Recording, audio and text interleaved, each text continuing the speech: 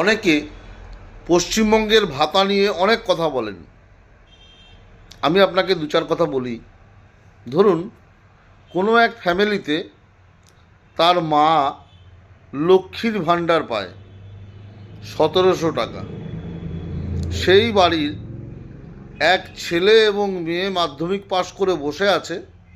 তারা দুজনা যদি যুবশ্রীর টাকা পায় তাহলে ১৫০০ ৩,০০০ টাকা, আর মা পায় ১৭০০ টাকা।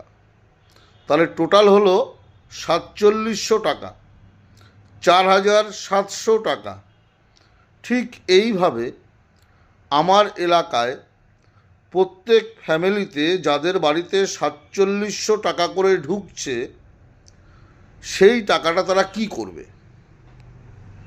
এই টাকাটা কিন্তু বর্তমান অর্থনৈতিক পরিস্থিতিতে অনেকটা উন্নতি হবে। সমস্ত ধরনের দোকানে বেচাকেনা বাড়বে, ছোট ছোট যে ব্যবসাদাররা আছে তাদের বেচাকেনা বাড়বে। সমস্ত মানে এই টাকাটা তো খরচ করবে তারা। খরচটা কোথায় করবে? লোকাল মার্কেটে।